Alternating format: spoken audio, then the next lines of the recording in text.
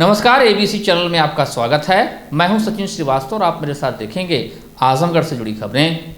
आइए नजर डाल लेते हैं आज की खास खबरों पर। खबर के प्रायोजक हैं पिंड बलूची एक्सप्रेस रेस्टोरेंट नियर नगरपालिका चौराहा, सिविल लाइन, बंधा रोड, आजमगढ़। दिल्ली और पंजाब का जायका अब आपके शहर में। गोमती ग्रामीण निधि बैंक, निवेश और सिक्योर्ड लोन के लिए संपर्क करें। Paradise international school, Hirapatti, Azamgarh. Admission open. Play group class 10th CBSE pattern. Sarvodaya public school, Harvanshpur, Azamgarh. Admission open. और होटल पार्क ग्रीन, सिधारी, आजमगढ़।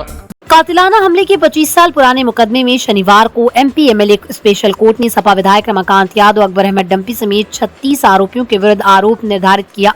फूलपुर थाना क्षेत्र के अंबारी चौक पर 17 फरवरी 98 की शाम लगभग 6 बजे लोकसभा प्रत्याशी अकबर अहमद डंपी अपने समर्थकों के साथ पहुंचे। रमाकांत यादव व उमाकांत यादव को भद्दी भद्दी गाली देने लगे। इस बीच रमाकांत यादव तथा उमाकांत यादव भी अपने समर्थकों के साथ वहीं आ पहुंचे।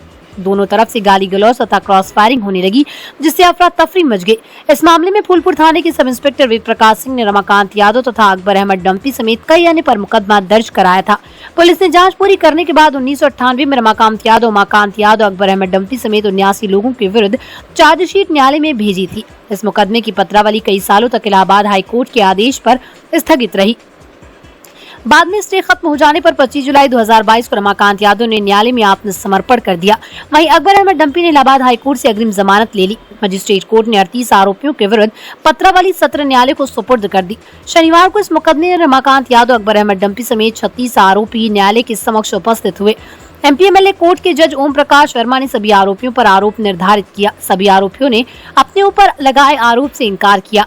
अदालत ने गवाही के लिए अगली तिथि 9 जून निर्धारित कर दी है। शनिवार को इसी अदालत में रमाकांत यादव जहरीली शराब कांड के 2 मुकदमे में भी पेश हुए। आजमगढ़ के एमपीएमएलए कोर्ट में कड़ी सुरक्षा के बीच फतेहगढ़ जेल से समाजवादी पार्टी के वर्तमान विधायक पूर्व सांसद रमाकांत यादव को 3 मामलों में पेश किया।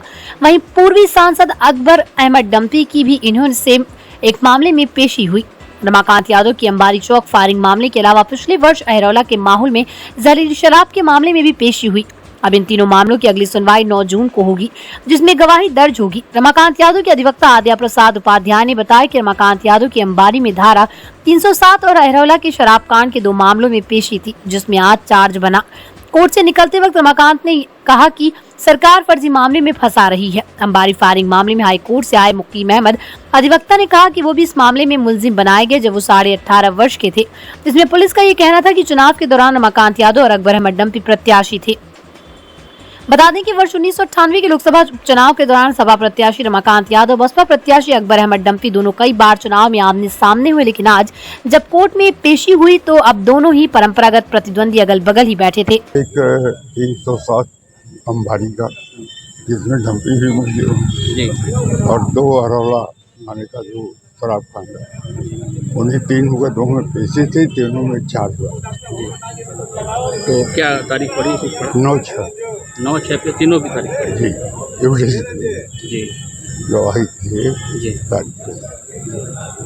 तो सर और कुछ रहा हो, कुछ ने कोर्ट ने आदेश दिया हो, जैसे फिर आना पड़ेगा इनको या फिर वर्चुअल होगी? नहीं, वैसे चलता रहेगा। कोर्ट बुलाएगी, वही 313 बनाना जी। अभी खाली वर्चुअल होगी? माननीय उच्च न्यायालय में अधिवक्ता हूँ और मुकदमा अपराध संख्या 36/1998 में अभियुक्त भी हूँ। ये FIR जो है पुलिस पार्टी के द्वारा लिखाई गई थी और कहा यह गया कि अकबर अहमद डंपी 4-5 गाड़ी के साथ आए, 50 लोगों के काफिले पे अंबारी बाजार में चौक पर रमाकांत जी को भली बुरी गालियां देने लगे कि, और गाली के शब्द यहाँ प्रयोग हम नहीं करेंगे, FIR का वर्जन है जबकि। और उधर से दीदारगंज रोड से सांसद रमाकांत यादव और उनके भाई उमाकांत यादव आए। दोनों पक्षों ने एक दूसरे पर गोलियां चलाई, अंधाधुंध गोलियां चलाई। FIR में बताया गया कि लखनऊ बलिया मार्ग इस तरह से अव्यवस्थित हो गया कि लॉ एंड ऑर्डर मेंटेन करना पुलिस प्रशासन के कंट्रोल के बाहर हो गया। कहीं FIR में ये नहीं बताया गया कि कौन व्यक्ति किस पर फायर किया। आतिशजनी हुई, गाड़ियां फूकी गई, ये बात सत्य है, लेकिन ना रमाकांत जी का पक्ष ने कोई FIR कराया, ना अकबर अहमद डंपी जी का पक्ष ने कोई FIR कराया। ये पुलिस पार्टी ने निर्दोष लोगों को इसमें मुलजिम बना दिया। मैं उस समय 18.5 साल का था।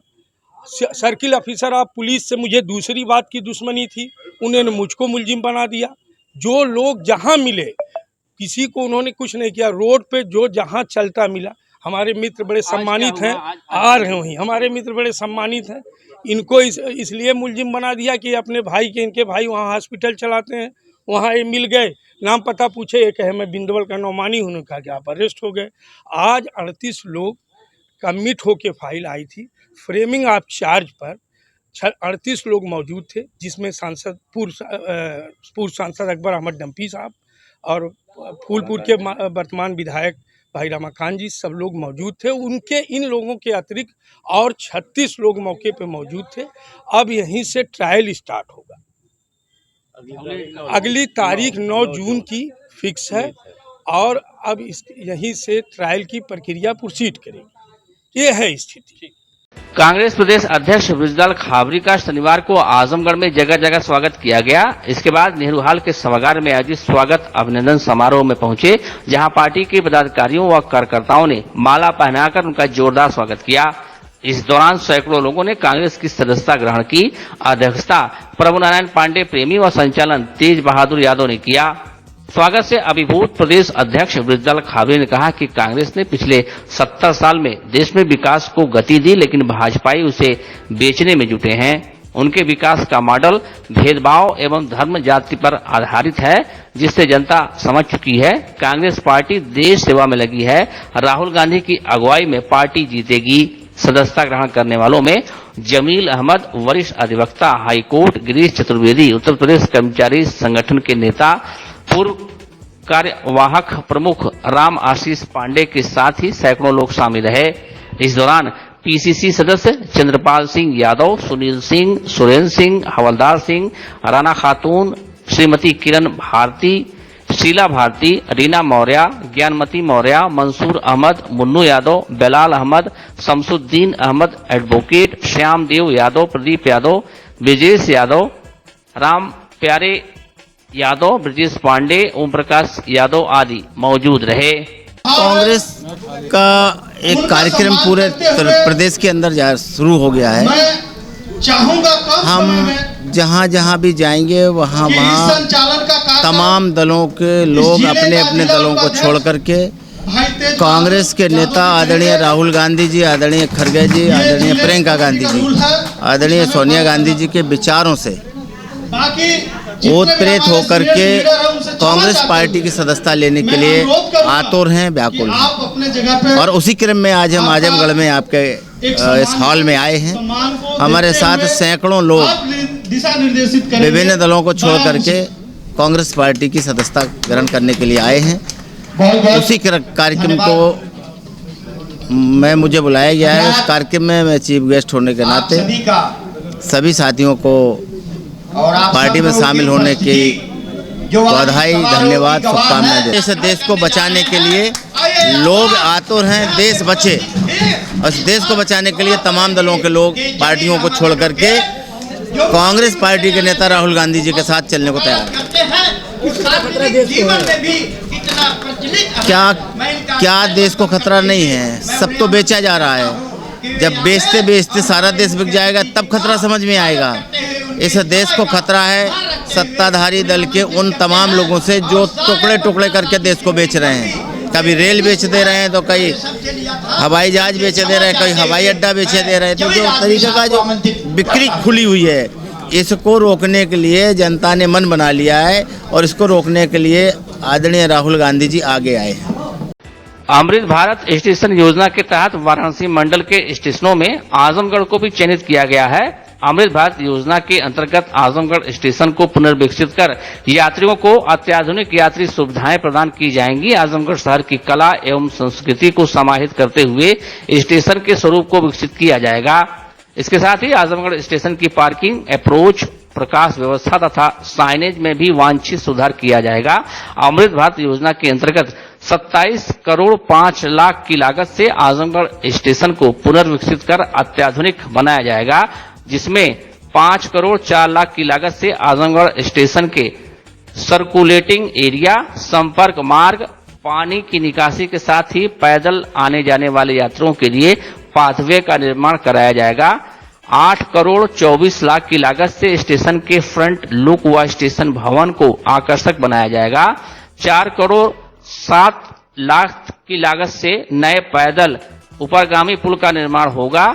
4 करोड़ 86 लाख की लागत से प्लेटफॉर्म का उच्चीकरण, सरफेस में सुधार, प्लेटफार्मों पर शेड एवं फॉल सीलिंग का कार्य कराया जाएगा। 1 करोड़ 54 लाख की लागत से यात्री प्रतीक्षालय में सुधार कर आकर्षक एवं सुविधाजनक बनाया जाएगा। 15 लाख की लागत से अन्य सौंदर्यीकरण के कार्य कराए जाएंगे। 96 लाख की लागत से train display board, digital clock, auto announcement एवं अनारक्षित एवं आरक्षित टिकट काउंटरों में सुधार किया जाएगा। 1 करोड़ 95 लाख की लागत से स्टेशन पर लिफ्ट, फसाद lighting, LT panel, signage light एवं पंखे की व्यवस्था कराई जाएगी। 23 लाख की लागत से पे एंड यूज शौचालय बनाया जाएगा। 2 लाख रुपए की लागत से स्टेशन परिसर में ग्रीन गार्डन एवं आकर्षक वृक्ष लगाए जाएंगे। आजमगढ़ स्टेशन पर अत्याधुनिक यात्री सुविधाओं से संबंधित सभी कार्यों के लिए निविदाएं आमंत्रित की गई हैं। निविदाओं के निस्तारण के उपरांत कार्यों को पूर्ण गुणवत्ता के साथ लक्ष्य अवधि में पूरा किया जाएगा। आजमगढ़ स्टेशन के समग्र विकास को लेकर बनाई गई योजनाएं पूर्ण होने के उपरांत यात्रियों को एक बड़े स्टेशन पर जाने का सुखद एहसास होगा। समय वर्तमान में हमारे समझ से कोई बहुत अच्छी सुविधा नहीं है। और सुविधा में सबसे पहली सुविधा जो है, जब से प्लेटफार्म बढ़ गए हैं तब से एस्केलेटर और लिफ्ट की ये नितांत आवश्यकता है।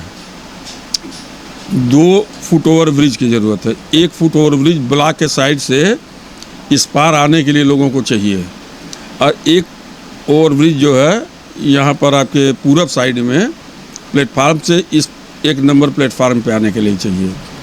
और कैफियत ट्रेन जो कि 1 नंबर पे आनी चाहिए, उसको कभी 1 नंबर पे लिया ही नहीं जाता है। वो 2 नंबर पे आती, 3 नंबर पे आती है, फिर उसको 2 नंबर पे घुमा के करते हैं। और यहाँ पर शौचालय की कोई सुविधा नहीं है। सड़क जो है बाहर जो है, एक नेशनल हाईवे को जोड़ती है, एक स्टेट हाईवे को जोड़ती है, वो सड़क एकदम दुर्दशाग्रस्त है। क्या चाहते हैं आप लोग? यही सब बन जाए, और क्या चाहेंगे हम लोग, यही सब बन जाए तो स्टेशन बहुत बढ़िया हो जाएगा। और कुछ ट्रेनों की भी संख्या बढ़नी चाहिए। जैसे आजमगढ़ से बम्बई के लिए ट्रेन चलती थी, वो बंद हो गई। उसके जगह पे दूसरी ट्रेन जो है प्रतिदिन दिया जाए। लखनऊ जो कि हमारा राजधानी मुख्यालय है, वहाँ के लिए ट्रेन चाहिए। फिर हमको इलाहाबाद के लिए ट्रेन चाहिए। ये हमारे स्थानीय स्तर पे इसकी नितांत आवश्यकता है, और यह ट्रेन हमको बहुत ज़रूरी है। दूसरी कुछ ट्रेनें हैं जो कि बनारस में दिन भर खड़ी रहती हैं, उनमें से भी 2-4 ट्रेनों को, लंबी दूरी की ट्रेनों को अगर आजमगढ़ दे दिया जाए तो आजमगढ़ के लोगों को एक एडिशनल सुविधा मिल जाएगी। शनिवार को जिला महिला चिकित्सालय आजमगढ़ से मुख्य चिकित्सा अधिकारी डॉक्टर इंद्र नारायण तिवारी द्वारा पल्स पोलियो जागरूकता रैली को हरी झंडी दिखाकर रवाना किया गया। मुख्य चिकित्सा अधिकारी ने बताया कि 28 मई से पल्स पोलियो टीकाकरण का सघन अभियान चलाया जाएगा, जिसके लिए जन जागरूकता के क्रम में ये रैली निकाली जा रही है, जिसमें स्वास्थ्य विभाग के अधिकारियों के साथ विभाग के कर्मचारी, पैरामेडिकल स्टाफ भी रैली में शामिल हुए। सभी ने लोगों से 5 वर्ष तक के बच्चों को पोलियो की दवा पिलाने की अपील की। जिला प्रतिरक्षण अधिकारी डॉक्टर संजय कुमार ने बताया कि पल्स पोलियो अभियान में 5 वर्ष तक के 6,33,757 बच्चों को पोलियो ड्रॉप पिलाने का लक्ष्य रखा गया। इसके लिए 2,389 बूथ बनाए गए। 23 मोबाइल टीमों का भी गठन किया गया। मुख्य चिकित्सा अधिकारी ने बताया कि 28 मई से 2 जून तक टीमें घर घर जाकर दवा खिलाने का काम करेंगी। पहले दिन बूथों पर दवा पिलाई जाएगी और 5 दिनों तक टीमें छोटे बच्चों को घर घर जाकर दवा पिलाएंगी। सीएमओ ने लोगों से अपील की है कि वो अपने बच्चों को पोलियो की खुराक अनिवार्य रूप से पिलाएं। पोलियो जागरूकता रैली जिला महिला अस्पताल से प्रारंभ होकर चौक, तकिया, पहाड़पुर, शिबली तिराहा एवं हर्रा की चुंगी होते हुए जिला चिकित्सालय आजमगढ़ पर समाप्त हुई। इस रैली में विभिन्न नर्सिंग कॉलेजों की छात्राओं ने भी भाग लिया। इसके 50 जिलों में पोलियो का अभियान चलाया जा रहा है। SNID प्रोग्राम चल रहा है जो 28 तारीख से प्रारंभ होगा। 28 को बूथ दिवस होगा। बूथ दिवस के बाद 29 से लेकर के 2 जून तक घर घर जाकर छूटे हुए बच्चों को पिलाया जाएगा। उसके बाद 5 तारीख को बी टीम के एक्टिविटी के द्वारा घर घर छूटे हुए बच्चों के लिए पुनः जाकर के उनको संतृप्त किया जाएगा। इसके लिए जनपद में 2389 टीमें बूथ बनाए गए हैं, जो बूथ के द्वारा दवा पिलाई जाएगी। टोटल घर घर जाकर पिलाने वाली टीमों की संख्या 1183 है। ट्रांजिट टीमें 40 लगी हुई हैं, मोबाइल टीम 23 लगी हुई हैं। कुल लक्ष्य बच्चों का 6,33,757 है और जो घरों की संख्या जिनको कवर करना है वो 6,87,720 है। तो इसके अभियान के दौरान ये यहाँ से जिला अस्पताल तक यात्रा जाएगी, जिससे जन जागरूकता हो और लोग इस अभियान में सहभागिता दे। एक तरफ रेहड़ी पटरी वालों की आर्थिक मदद के लिए प्रधानमंत्री स्ट्रीट वेंडर्स आत्मनिर्भर निधि योजना चलाई जा रही है, तो वहीं जनपद में अब उन्हीं रेहड़ी पटरी वालों पर बुलडोजर चलाया जा रहा है। इसे देखते हुए शनिवार को भाजपा के ही रेहड़ी पटरी प्रकोष्ठ ने जिला प्रशासन को अपना ज्ञापन सौंपकर यह संदेश दिया कि उत्तर प्रदेश सरकार के मंशा के विपरीत आजमगढ़ जिला प्रशासन द्वारा गरीब दुकानदारों की गुमटी ध्वस्त की जा रही है। उन्होंने कहा कि नगर में लगातार 3 दिनों से जबरदस्ती ठेला, गुमटी, चाय, पान की दुकान, फल लगाने वाले दुकानदारों की गुमटियां, ठेला, छप्पर बुलडोजर लगाकर तोड़ा जा रहा है। इसमें गरीब दुकानदारों का लाखों रुपए का भारी नुकसान हुआ है। जिस भी अधिकारी के आदेश पर यह हुआ उसके ऊपर तत्काल कार्रवाई कर पीड़ित दुकानदारों के नुकसान की भरपाई कराई जाए, साथ ही दोषी के ऊपर सख्त कार्रवाई कर पीड़ित दुकानदारों के साथ न्याय किया जाए। उनका यह भी कहना था कि जनपद में जिस जगह को वेंडिंग जोन बनाया गया है वह गलत है, वहां पर दुकानदारों की बिक्री नहीं है, इसलिए उसे समाप्त कर जनपद के समस्त दुकानदारों के राय सहमति से वेंडिंग जोन के नए स्थान चिन्हित किए जाएं। दिनांक 25 तारीख को जिला प्रशासन द्वारा अवैध तरीके से जनपद में गरीब रेहड़ी पटरी दुकानदारों को बुलडोजर लगा करके तोड़ दिया गया, जिससे उनका बहुत ही लाखों का भारी भरकम नुकसान हुआ है। इसी को लेकर के आज हम भाजपा जिलाधिकारी महोदय से मिलने आए। तो ये चाहते हैं कि जो पीड़ित दुकानदार हैं उनकी जो नुकसान हुई है उनकी भरपाई कराई जाए और वेंडिंग जो बनाया गया है उसको निरस्त करके दुकानदारों की राय से नए वेंडिंग जोन बनाया जाए और दुकानदारों को वहाँ पे बसाया जाए ताकि वो लोग अपना दुकानदारी कर सकें। परिवार आजमगढ़ शहर कोतवाली की चकला पहाड़पुर निवासिनी शबाना परवीन ने गुरुवार को शहर कोतवाली में तहरीर देकर अपनी ननद हिना व उनके पति सलमान के साथ अंडरवर्ल्ड डॉन अबू सलीम के भतीजे मोहम्मद आरिफ व कूट जनित दस्तावेज तैयार कर जमीन हड़पने और रंगदारी मांगने का आरोप लगाया था। इस मामले में पुलिस ने विभिन्न धाराओं में मुकदमा दर्ज करके मोहम्मद आरिफ को मुंबई से और हिना व उनके पति सलमान को आजमगढ़ से गिरफ्तार कर लिया। शनिवार को इस मामले में नया मोड़ उस वक्त आ गया जब मुकदमे की वादी शबाना परवीन की सास शहर के मोहल्ला पहाड़पुर निवासिनी शाहिदा खातून पत्नी स्वर्गीय नसीम अहमद ने बकायदा प्रेस वार्ता करके अपनी बहू के सभी आरोपों को खारिज करते हुए बहू शबाना परवीन पर कई गंभीर आरोप लगाए। शाहिदा खातून ने कहा कि मेरी बहू करोड़ों की संपत्ति तथा मोटरसाइकिल एजेंसी अकेले हड़प लेना चाहती है, जबकि मेरे अलावा मेरा छोटा बेटा जैद अहमद एवं बेटी हिना भी वारिस है। आरोप लगाया कि मेरी बहू शबाना तथा उसके दामाद की करतूत के चलते मेरा छोटा बेटा जैद अहमद जानलेवा पदार्थ पिला देने के कारण बीमार है, जिसका इलाज लीलावती हॉस्पिटल मुंबई में 3.5 महीने से चल रहा है, जहां वो जीवन मृत्यु से संघर्ष कर रहा है। कहा कि बेटे के इलाज में अभी तक 85 लाख रुपए खर्च हो चुके हैं।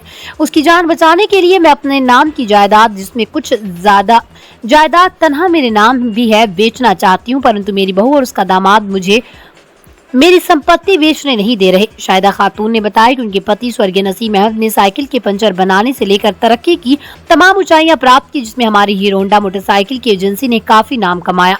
तमाम बिल्डिंग, जमीन, जायदाद, फ्लैट कई शहरों में हम दोनों पति पत्नी के नाम कायम है, परंतु कोरोना की लहर में मेरे पति नसीम अहमद का देहांत हो गया। उसके 9 महीने बाद मेरा बड़ा बेटा आदिल अहमद भी चल बसा। बेटे की मौत के बाद से ही बहू की नजर मेरी संपत्ति पर है। बहू ने मुझे अपने घर पर रखकर काफी शोषण किया, 2 वक्त का भोजन भी मुझे नहीं दे पाती। शाहिदा खातून ने कहा कि मेरी बहू मेरी सभी जायदाद हड़प लेना चाहती, इसलिए उसने झूठा मुकदमा मेरी बेटी और दामाद के नाम कराया। और जहां तक रही बात अबू सलीम के भतीजे मोहम्मद आरिफ की, उसने हमसे कोई मदद नहीं ली। मोहम्मद आरिफ की साली से मेरे छोटे बेटे जैद की शादी हुई थी, लेकिन वो ज्यादा दिन तक नहीं चली, दोनों का तलाक हो गया। शाहिदा खातून ने प्रशासन से मांग की है कि मामले की निष्पक्ष जाँच कराकर हमें दी जाएगी। हाँ, क्या नाम है, कल का मामला जो है वो जो हमारी बहू जो है वो हमारी दुश्मन से भी बढ़ करके है। वो चाहती थी कि बस ये हम यहीं पर रहें। हमको बहुत उसने अजियत दिया, बहुत दुख दिया, न खाने को दे न पीने को दे, सारे नौकरों से मना कर दिया। क्या नाम बहू का है? बहू का शबाना परवीन, दामाद का नाम है खालिद नज़ीर। तो सर कमीना है। हाँ, तो बताएं क्या मतलब क्यों ऐसा करती थी? इसलिए ना कि क्या नाम है, सारी प्रॉपर्टी मेरे शौहर के नाम बहुत प्रॉपर्टी थी। तो जब शौहर हमारे उसमें है, जब शौहर मर जाता है तो उसकी जो थोड़ी प्रॉपर्टी है बीवी के नाम हो जाती है ना। आप में भी होगा ये। हाँ, तो उनकी प्रॉपर्टी, हमारे शौहर की प्रॉपर्टी मेरे नाम सब हो गई। मेरे प्रॉपर्टी बहुत हो गई। अब उसने सोचा कि इनको किस तरह से इनकी प्रॉपर्टी को हथियाया जाए। इनको झूठ अपने पास रखा। बड़ी खिदमत है, बहुत आदमी अच्छी हैं, ये है वो है, लेकिन न खाने को दो न पीने को दो। सारे नौकरों को मना कर दिया कि ना इनकी कोई दवा लाओ, ना इनका कोई काम करो, ना इनको कोई कदम है ऊपर से चाय पहुँचाओ न खाना पहुँचाओ। सब पकाते थे, खाते थे, खूब पकाते थे, खाते थे। कहते थे कुछ पका नहीं है, मछली पका में तो खाए। जब उसमें धोवन बचा रहा है उसमें आलू डाल करके 2 जली हुई रोटी ला करके नीचे हमको पहुँचा दे। वो हम खाना, हम ऐसा खाने वाले नहीं है, खाने वाले नहीं है। सारा खाना हम बटोर करके, कभी किसी दिन भी अच्छा खाना नहीं। कोई एक बार इतनी अजियत, मैं इतना परेशान हो गई थी सर कि मैंने कहा अब मुझसे बर्दाश्त नहीं होगा। चाहे तो मैं भाग जाऊंगी और चाहे तो ऊपर से कूद जाऊंगी डलिया ऊपर से। कई साल पहले की बात है अम्मा जी? अरे ये 4 महीने पहले की बात है। 4 महीने पहले जी। तब जब हम एकदम आजिज आ गए। लड़के के इंतकाल के बाद की बात है। जी। और इस लड़के को मेरे बड़े वाले लड़के को भी इन्हीं सब ने मारा है। इसलिए मारा है कि बड़ा लड़का बहुत हमारा ज़हीन था। हल्का सा कोरोना हुआ पहले, वो गोरखपुर अस्पताल जो है वहाँ पे बहुत सारे मरीज थे कोरोना के। अब हमारा लड़का ठीक हो चला था। अब फिर उसके बाद से पता नहीं क्या हुआ, कहता है कि हमने कहा ए खालिद हम गए थे देखने अपने बड़े वाले लड़के को। हमने कहा खालिद तुम बहुत थक गए होगे, अब तुम घर चले जाओ, दूसरे आदमी को भेज दो छोटू को देखने के लिए। छोटू बचपन से कहते थे हम लोग दुलार में। तो कहे नहीं अम्मी हम बिल्कुल ठीक है, हम देख लेंगे। आखिरकार कहीं आप जाइए घर, आराम से रहिए। हमको घर भेज दिया और अपने ही था। अब फिर उसने कहीं कोई अस्पताल ऐसा भी है कि जहाँ के ले जा करके मरीज़ों को मारा जाता है इंजेक्शन के ज़रिए, और फिर उसके बाद झूठा सर्टिफिकेट बनवाया जाता है और दिखाया जाता है, और फिर उसके बाद सारी प्रॉपर्टी अपने हथियार ली जाती है। मतलब आप कहना ये चाह रहे हैं कि आपकी जो बहू है अपने शौहर को मार दिया उन्होंने? हाँ, उसी ने इन्हीं बेटी दामाद ने मरवाया है हमारे लड़के को, छोटू को, ताकि छोटू जब रहेगा तब देख करेगा ना, तो हम लोग प्रॉपर्टी मिल नहीं पाएगी। यही बात है ना। जी आप बताइए, हकीकत यही है ना। हाँ, अब फिर सब धीरे सारी प्रॉपर्टी हथियार धीरे लिखा लिया। हमारा बड़ा वाला लड़का, क्या नाम है, आज छोटा वाला लड़का, हमारे 2 लड़के थे, 2 लड़के तो मर चुके हमारे। दो लड़के हमारे थे, आदिल उर्फ छोटू। अब जब उसको मार लिया तो तब भी तसल्ली नहीं हुई। तब छोटे वाले लड़के को उसने, क्या नाम है, अच्छा भला था, 4 साल भर की बात है, साल भर से लीलावती अस्पताल में सब बिस्तर पे है, पूछ लीजिए सारी से सब।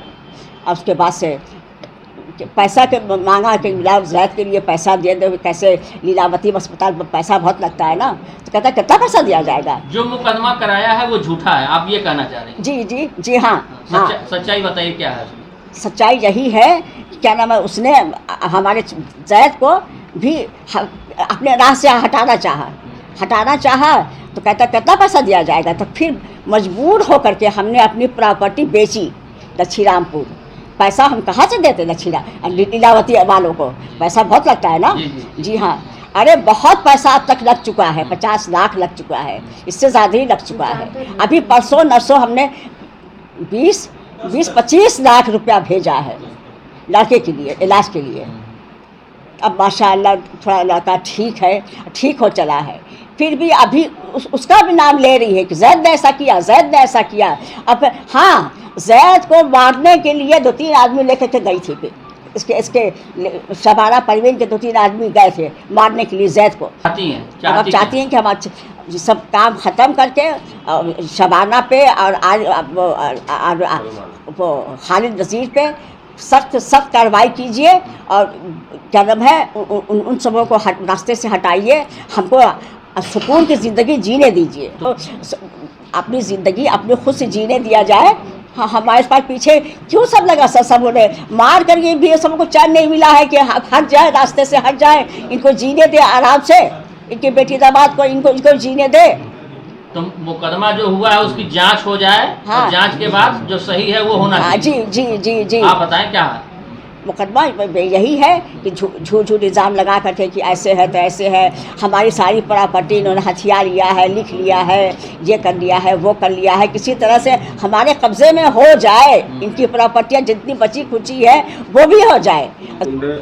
माफिया अबू सलेम के भतीजे को हायर किया और उससे प्रॉपर्टी के नाम पे कब्जा करने के लिए धमकी दिलाई गई, जिसका मुकदमा है और सीसीटीवी फुटेज भी नहीं, वो सब गलत है। वो असल में ना उसी की छोटी बहन, उसकी छोटी साली से हमारे जैद की शादी हुई थी। लड़कियाँ ऐसा हैवी किस्म की थी, थोड़ी दिमाग की तेज़ थी, पति नहीं जैद से 2-4 महीने के बाद डिवोर्स हो गया। किसकी शादी हुई थी? जैद की। किससे? अरे अबू सलेम नहीं, अरे आरिफ से। हाँ, आरिफ की बहन से शादी हुई थी। हाँ जी, हाँ, आरिफ की साली से हुई थी। साली से हुई थी। अच्छा, और इसकी तो नहीं हुआ तो भाई तिलाक हो गया। सेंट्रल विस्टा के उद्घाटन को लेकर प्रधानमंत्री द्वारा प्रोटोकॉल की अवहेलना किए जाने का आरोप लगाते हुए शहर कांग्रेस अल्पसंख्यक विभाग आजमगढ़ का एक प्रतिनिधि मंडल कांग्रेस प्रदेश अध्यक्ष ब्रिजलाल खाबरी के नेतृत्व में राष्ट्रपति को संबोधित ज्ञापन शनिवार को जिला प्रशासन को सौंपा गया। भेजे गए ज्ञापन में प्रदेश उपाध्यक्ष इखलाक अहमद ने बताया कि भारत के संविधान का अनुच्छेद 79 स्पष्ट करता है कि संघ के लिए एक सांसद होगी जो राष्ट्रपति और 2 सदनों से मिलकर बनेगी। स्पष्ट हो कि राष्ट्रपति हमारे संसदीय लोकतंत्र का संरक्षक है, इसलिए नए संसद भवन का उद्घाटन संवैधानिक तौर पर राष्ट्रपति को ही करना चाहिए, लेकिन प्रधानमंत्री द्वारा प्रोटोकॉल का उल्लंघन करते हुए उद्घाटन राष्ट्रपति से नहीं कराया जा रहा, जो कि दुर्भाग्यपूर्ण है। शहर कांग्रेस अल्पसंख्यक विभाग आजमगढ़ के अध्यक्ष मिर्जा बरकतुल्ला ने कहा कि राष्ट्रपति कोई व्यक्ति नहीं बल्कि राष्ट्र की प्रमुख है, उनसे उद्घाटन न कराया जाना प्रोटोकॉल के उल्लंघन के साथ साथ संवैधानिक व्यवस्था का उल्लंघन है। चूंकि संविधान हम भारत के लोग द्वारा निर्मित और स्वयं को अर्पित है, इसलिए राष्ट्रपति के प्रोटोकॉल का उल्लंघन प्रत्येक नागरिक के संवैधानिक मर्यादा का हमला प्रतीक हो रहा है। इसमें लोकतंत्र के कमजोर होने और सत्ता के व्यक्तिवादी निरंकुशता की तरफ बढ़ने के खतरे निहित हैं। महासचिव मोहम्मद आमिर ने कहा कि भारतीय राष्ट्रपति आदिवासी समाज से आने वाली महिला भी है। सेंट्रल विस्टा का उद्घाटन राष्ट्रपति से न कराया जाना सिर्फ एक व्यक्ति के अपमान के साथ साथ समूचे वंचित समुदाय का भी अपमान है। नदीम खान ने कहा कि संवैधानिक व्यवस्था की रक्षा और वंचित समुदायों के सम्मान के लिए इस अपमान का विरोध दर्ज कराकर अपने पद की गरिमा की रक्षा के लिए आवाज उठाया जाना भारतीय लोकतंत्र के लिए बेहतर कदम है। मामला यह है कि जो नई संसद बनी है उसका इनाग्रेशन जो है कायदे से, जो परंपरा है उसके हिसाब से जो हमारी राष्ट्रपति द्रौपदी मुर्मू को देना चाहिए। उनका हक छीन करके, चूंकि वो दलित हैं, उनको सम्मान देना नहीं चाहती ये पार्टी दलितों को, इसलिए जो है हम लोग इसका विरोध कर रहे हैं कि जो इनाग्रेशन हो रहा है वो द्रौपदी मुर्मू जी को करना चाहिए। इसलिए हम लोग इसके विरोध में हम जो यहाँ ज्ञापन देने आए हुए हैं। कौन कर रहा है इसका उद्घाटन? इसका उद्घाटन तो अब पता चल रहा कि जो यहाँ के लाट साहब हैं, देश के पूरे जो राजा जो बने हुए हैं श्री मोदी जी, वो कर रहे हैं, जिनको नहीं करना चाहिए। जो परंपरा है, परंपरा यही है कि पूरे देश का जो हेड है उनको जो है, जो हमारे राष्ट्रपति हैं हमारी द्रौपदी मुर्मू जी, उनको ही इसका जो है इनाग्रेशन करना चाहिए। इन्होंने, चूँकि वो दलित महिला हैं, दलितों का सम्मान इनके यहाँ होता नहीं है।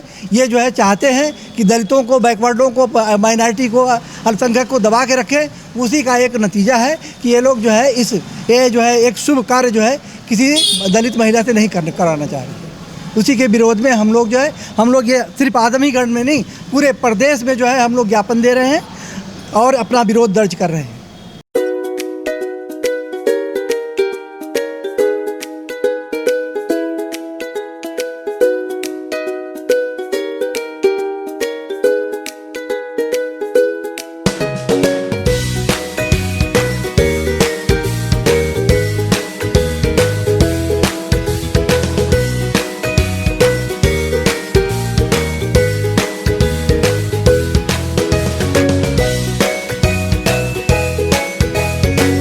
देश का नामचीन रेस्टोरेंट पिंड बलूची एक्सप्रेस अब आपके शहर में नियर नगर पालिका चौराहा, सिविल लाइन, बंधा road, Azamgarh.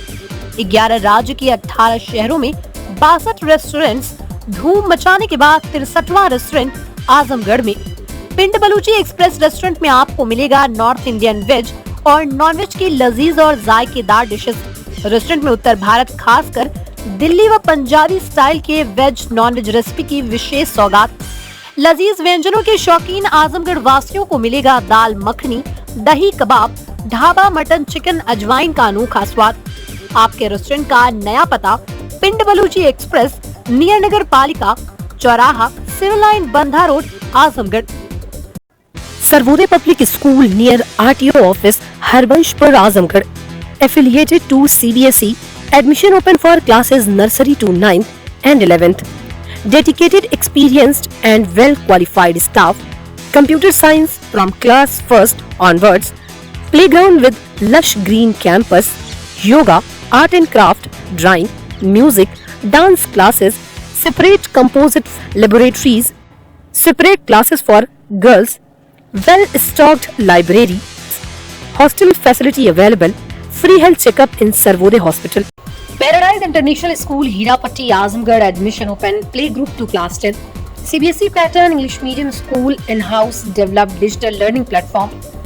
True digital smart school. Well-qualified teaching staff. Well-designed composite science lab. Fully equipped computer lab. Fully furnished library. Edge per CBSE standards. Outdoor and indoor play facility for overall development. Our branch Kids Paradise Fun of Learning Playgroup section of Paradise International School, 200 plus design activity kits and play zone for Kids Paradise Playgroup section. Hotel park green, hydel, चौराहा, सिधारी, आजमगढ़। स्वच्छ और आरामदायक AC and non AC rooms, 24 hour room service, North Indian, South Indian, Chinese, Italian, veg and non veg लजीज और जायकेदार व्यंजन उचित rate पर उपलब्ध। शादी, विवाह, engagement, marriage anniversary, birthday party के लिए लार्ज बैंक्वेट हॉल, मीटिंग और सेमिनार के लिए कॉन्फ्रेंस हॉल। आपकी खुशियों में लगाए 4 चांद। होटल पार्क ग्रीन, हाइडल, चौराहा, सिधारी, आजमगढ़।